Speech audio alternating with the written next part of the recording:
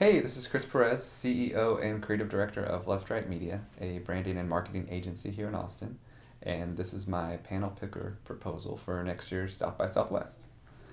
So the session I want to lead is titled The Echo Chamber of Design and How We Can Escape It. And this idea kind of stemmed to me from a few places. One is just the fact that more and more everything is starting to look the same. And sure, some of that is material design, and yes, there's a good argument for this design uniformity coming from just doing what works and is easy for the consumer to understand.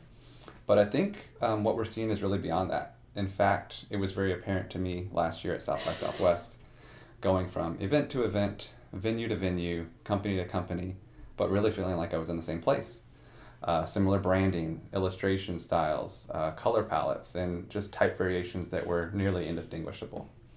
So I started to sense this real homogeneity in design, and it's not going away. It's actually seems to be getting worse and painstakingly more obvious through targeted advertising that lands on our screens through Google and Facebook.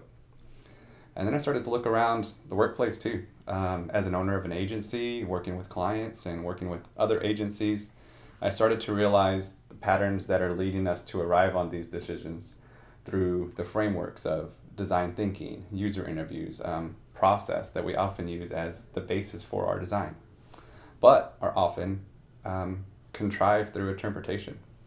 So I think some of these things happen subconsciously in how we source information or gather inspiration.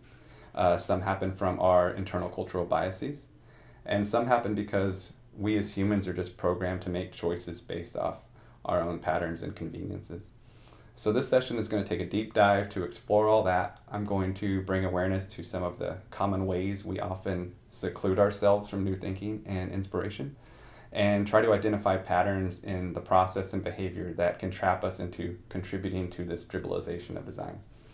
And I want to also underscore the important role diversity plays, both in the workplace and in our personal social experience, so that we can expand upon the bounds of our creativity.